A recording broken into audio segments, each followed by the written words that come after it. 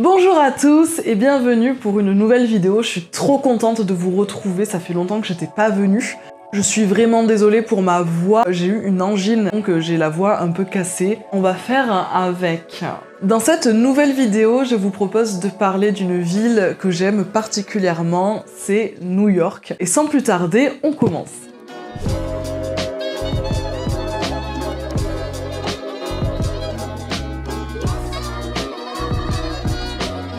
New York est une ville américaine qui a une histoire particulière. Elle est à la fois un centre politique, culturel et économique mondial. Elle fascine, elle incarne le rêve américain et la modernité urbaine sous toutes ses facettes. Découverte par Verrazzano en 1524, la baie est alors peuplée d'autochtones. Il faut attendre 1609 pour qu'elle soit explorée par les Hollandais qui y fondent un comptoir commercial permanent en 1624. Le territoire passe sous domination anglaise en 1664 et est renommé New York. Cette petite ville voit sa croissance s'accélérer. On compte 33 000 habitants en 1790 contre 1 million en 1860. Aujourd'hui, j'ai décidé de vous parler de 3 aspects que j'ai choisis par rapport à l'histoire de cette ville.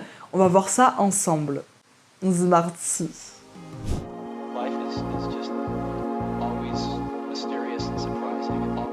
Avant de continuer, je veux faire un petit message, voilà. Si vous aimez mes vidéos et que vous avez envie de me soutenir, je vous invite à liker tout simplement, à partager aussi et à me mettre un petit commentaire, ça me fera très plaisir et ça soutient énormément la chaîne, donc voilà. Merci à vous. Ellis Island est une petite île au large de New York qui, dès 1892, devient le lieu d'accueil des immigrants souhaitant entrer sur le territoire américain. Au total, ce sont 16 millions de personnes qui passeront par cette île et elle pouvait accueillir jusqu'à 10 000 personnes par jour. Mais d'où viennent ces gens et pourquoi ? À partir de 1900, ce sont principalement des migrants provenant d'Europe du Sud et de l'Est. Ils sont italiens, grecs, polonais ou issus de communautés juives. Ce sont alors des milliers d'hommes, de femmes et d'enfants chassés de leur terre natale par la famine ou la misère, par l'oppression politique ou religieuse. Ils mettent parfois plusieurs mois, voire années à rassembler la somme nécessaire au voyage et quittent ainsi leur foyer. Les navires pour l'Amérique partent de ports européens tels que Londres, Anvers, Rotterdam, Marseille ou encore Naples. D'ailleurs, le Titanic faisait partie de ces navires puisqu'il reliait l'Europe à l'Amérique. Incroyable, n'est-ce pas ? Jacques, c'était un migrant, quoi. Une fois débarqués sur cette île, les migrants devaient passer des examens médicaux et psychologiques, puisqu'il y avait quand même des conditions d'entrée sur le territoire. C'est dans une atmosphère lourde que les migrants passaient les tests, craignant un refus d'entrée sur le territoire, qui serait alors synonyme de catastrophe. Après tant d'efforts, l'enjeu était vital pour ces gens qui avaient tout quitté. Certains, pour se payer le voyage, avaient même vendu leur maison, ainsi plus rien ne les attendait dans leur pays d'origine. Même s'il y avait peu de refus, il arrivait que les familles soient divisées si l'un des membres était refusé. C'est un peu triste comme sujet, on va pas se mentir. Mais qui était refusé? Alors il y avait quelques conditions d'entrée, notamment les malades étaient refusés, certains métiers comme être prostituée c'était une cause de refus, ou encore certaines opinions politiques. Au début du XXe siècle, le malaise grandissant des Américains face au nombre record d'immigrants provoque un durcissement des conditions d'entrée sur le territoire. Notamment, on augmente le prix des voyages pour dissuader les familles pauvres de se rendre aux États-Unis.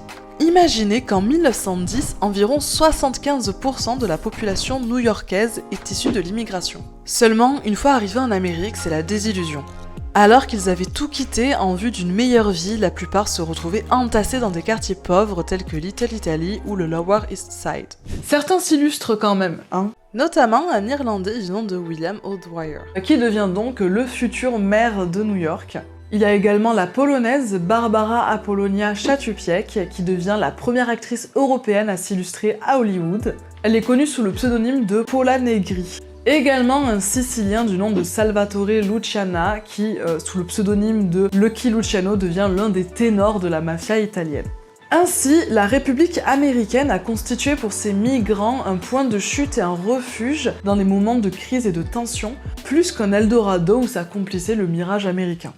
Ellis Island ferme en 1954 à cause du changement des flux migratoires. En effet, les migrants ne sont plus européens mais plutôt latino-américains et asiatiques et les biais par lesquels ils arrivent changent. Le site devient un musée en 90 et Ellis Island devient alors un symbole de l'immigration américaine, s'appropriant ainsi une histoire qui la dépasse. Ellis Island ne représente en réalité qu'une petite partie de cette histoire. L'immigration aux États-Unis n'a pas commencé avec elle et ne s'est pas arrêtée non plus.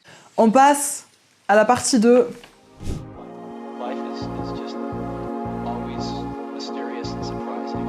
Ces immigrants sont la plupart du temps employés comme ouvriers dans les usines ou sur les chantiers. En effet, la ville se construit et on a besoin de main-d'œuvre pour bâtir les immeubles dans Manhattan. Rapidement, New York incarne la modernité urbaine et s'impose comme l'une des capitales de l'art contemporain. Petite parenthèse pour vous rappeler d'aller me suivre sur mes réseaux sociaux, notamment Instagram et TikTok. C'est là que je mets les news par rapport aux vidéos, les informations, etc. Donc si vous voulez être informé, allez-y. Ne vous privez pas. Parmi les œuvres architecturales qui façonnent le paysage new-yorkais, les plus connues sont La liberté éclairant le monde, de style néoclassique, la statue est la première vision des États-Unis pour des millions d'immigrants. Le Flatiron Building, de style beaux-arts, devient un objet d'art.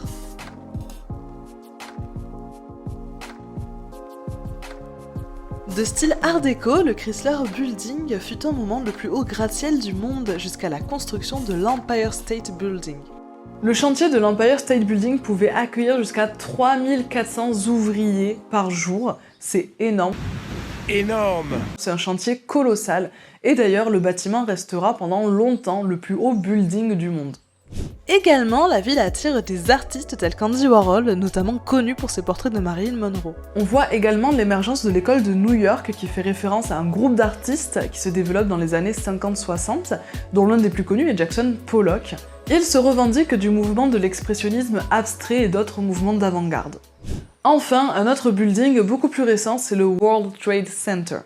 Inauguré en 1973, il est composé de 2 tours de 110 étages chacune, appelées les tours jumelles. Le complexe est colossal, il accueillait 350 sociétés et plus de 50 000 salariés.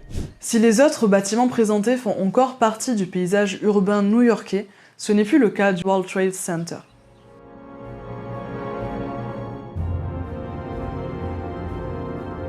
Le mardi 11 septembre 2001, aux États-Unis, des millions d'Américains se rendent au travail comme tous les jours. Tout annonce une journée normale.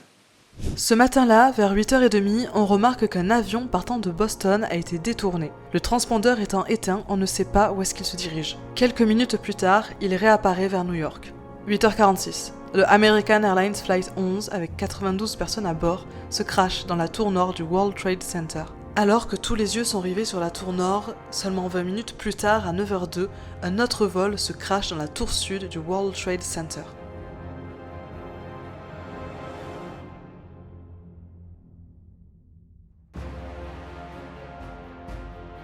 C'est la panique totale, personne ne s'attendait à ce qu'un tel événement se produise. La situation est dramatique, les personnes qui se trouvaient dans les tours essayent de l'évacuer mais certains sont bloqués et choisissent alors de sauter. À 8h55, c'est un autre vol qui dévie de sa trajectoire puis disparaît des radars. Le centre d'Indianapolis, qui suivait son parcours, n'est pas encore au courant pour les tours jumelles, il pense donc que le vol a un problème technique. 9h37, le vol réapparaît et se crache dans le Pentagone avec 64 personnes à bord.